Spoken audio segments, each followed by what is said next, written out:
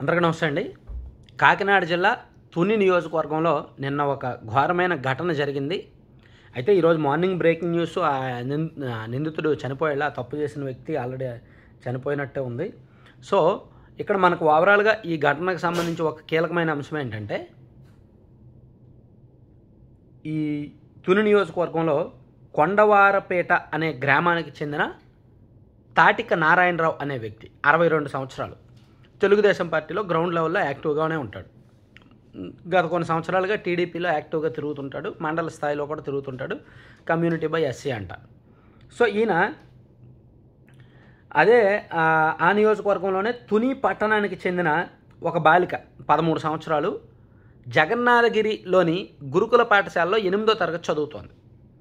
So ఆ బాలికను నిన్న ఇతను స్కూల్కి వెళ్ళి, బాలికకు మేము ట్రీట్మెంట్ చేయిస్తాము, హాస్పిటల్కి తీసుకువెళ్ళాలి, ఇంజెక్షన్ చేయించుకొని మళ్ళీ నేను తీసుకొచ్చేస్తాను అని చెప్పి ఆ స్కూల్ నుంచి బయటికి తీసుకొచ్చి తొండంగి ప్రాంతంలో ఒక మారుమూల నిర్మానుష్య ప్రాంతానికి తీసుకువెళ్ళి ఒక తోటలోకి తీసుకువెళ్ళి అత్యాచారం చేయబోయాడు. ఈ క్రమంలోనే ఆ బాలిక వస్త్రాలు తీసి పక్కన పెడుతున్న సమయంలో ఆ తోట కాపలాదారుడు వచ్చి ఆ వివస్త్రగా ఉన్న బాలికను చూసి అసలు ఏం జరుగుతోంది, ఎవరు నువ్వు అని గట్టిగా అడిగాడు. ఆ నారాయణరావుని అడిగేసరికి అతను చెప్పే సమాధానంలో కాస్త ఇతను క్లారిటీ మిస్ అయింది. మాది వీరవారపేట, నేను తెలుగుదేశం పార్టీ కౌన్సిలర్ని, నువ్వు నన్ను ఏం చేయాలి అనేటట్టు తిరిగి బెదరైపోయాడు. దాంతోపాటు పొంతలేని సమాధానం చెప్తున్నాడు. ప్లస్ ఆ బాలిక భయంగా ఉంది, బిక్కుమంటూ ఉంది. సో దాంతో ఈ తోట కాపలాదారుడికి డౌట్ వచ్చి ఇమీడియట్గా కేకలు వేసి పక్కన వాళ్ళందరినీ రప్పించి అతన్ని అక్కడే పెట్టి పోలీసులకి అండ్ బాలిక కుటుంబ సభ్యులకి, గ్రామస్తులకి అందరికీ సమాచారం ఇచ్చి నారాయణరావుకి అక్కడే దేహశుద్ధి చేయించి పోలీసులకు అప్పచెప్పారు. పోలీసులు అతన్ని అరెస్ట్ చేశారు, కిడ్నాప్ కేసు నమోదు చేశారు, ఫోక్సో కేసు నమోదు చేశారు, సీరియస్ సెక్షన్లు అన్నీ నాన్ బెయిలబుల్ సెక్షన్లే పెట్టారు. సో మినిమం అతనికి 1 year వరకు బెయిల్ రాదు. ఆ తర్వాత కూడా బెయిల్ వచ్చినప్పటికీ జీవితాంతం ఈ కేసు అయితే వెంటాడుతుంది. సో అంటే సీరియస్ సెక్షన్సే పెట్టారు. ఎక్కడ పోలీసులు ఏమీ రాజకీయంగా ఒత్తిళ్లకు లొంగలేదనే చెప్పుకోవచ్చు. అతన్ని అరెస్ట్ చేశారు. అరెస్ట్ చేసి సీన్ రీకన్స్ట్రక్షన్ కోసం, అంటే వీళ్ళకి ఆధారాల కోసం సీన్ రీకన్స్ట్రక్షన్ కోసం నిందితుని ఆ ప్రాంతానికి తీసుకువెళ్ళి అదంతా పూర్తి చేసుకొని మళ్ళీ కోర్టుకు తీసుకువెళ్తున్న తరుణంలో నిన్న రాత్రి 11:30 దాటిన తర్వాత నిందితుడు నేను టాయిలెట్కి వెళ్ళాలి, వాష్రూమ్కి వెళ్ళాలి అర్జెంట్ అని చెప్పి ఆ పోలీస్ జీపు నుంచి దిగి ఆ దూరంలో కాస్త దగ్గరలోనే ఉన్న ఒక చెరువులో దూకేసి అతను చనిపోయాడు అనమాట. ఈరోజు పొద్దున్న బ్రేకింగ్ న్యూస్ అది, అతను చనిపోయాడు అనేది. సో ఇది జరిగిన ఘటన. ఇక్కడ మనం అర్థం చేసుకోవాల్సింది ఏంటంటే, అతని వయసు 62 సంవత్సరాలు, ఆ బాలిక 13 సంవత్సరాలు, తాత వయసు ఉంటుంది. ఆ బాలికకు తండ్రి లేడు, తల్లి దగ్గరే పెరుగుతోంది, పేదరికం. సో వాళ్ళ బలహీనతను, వాళ్ళ అవసరాన్ని ఇతను వాడుకొని ఆ బాలికను గతంలో కూడా స్కూల్కి వెళ్ళి నేను గార్డియన్ని, నేను తాతయ్యని అని చెప్పి స్కూల్కి వెళ్ళి ఇదే పేరుతో ఆ బాలికను బయటికి తీసుకొచ్చేవాడంట. అంటే గతంలో 3-4 సందర్భాల్లో అతను ఈ విధంగా చేశాడు అని స్థానికులు చెప్తున్నారు. అండ్ స్కూల్ వాళ్ళు కూడా పోలీసులకి వాంగ్మూలం ఇచ్చారు.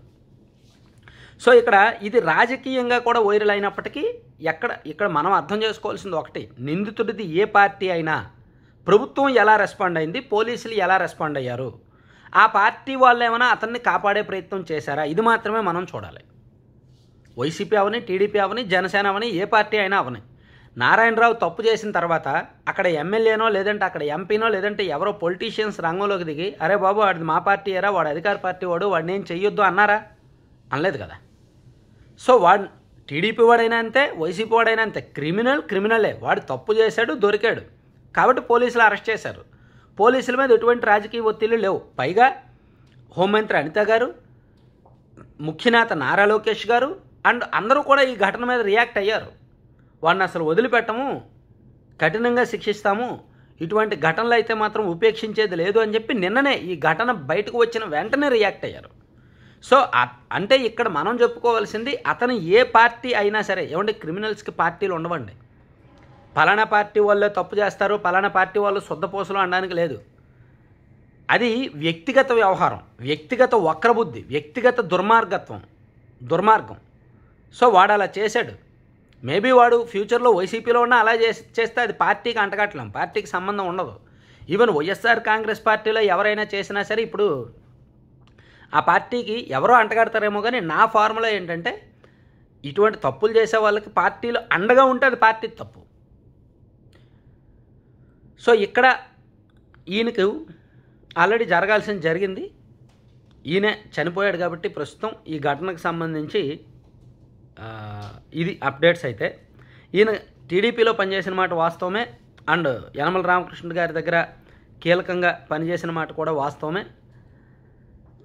సో ఇతన్ని అంటే ఎంతవరకు యాక్చువల్లీ మన దగ్గర ఉన్న అంటే ఈ లీడర్స్ దగ్గర అంటే ఎమ్మెల్యేల దగ్గర అండ్ ఎంపీల దగ్గర లేదా మంత్రుల దగ్గర తిరిగే నాయకులు, గ్రామస్థాయి నాయకులు ఎటువంటి వాళ్ళు అనేది వాళ్ళు ఐడియా ఉండదు. వాళ్ళకి ఇటువంటి వ్యవహారాలు బయటకు వచ్చిన తర్వాత అయ్యో ఈడు ఇంత దుర్మార్గుడా, ఈయన నేను ఎన్నాళ్ళు పెంచి పోషించాను, ఈయన నేను ఎంకరేజ్ చేశాను అనుకుంటారు అంతే. సో ఆ కోవలకే నారాయణరావు కూడా వస్తాడు.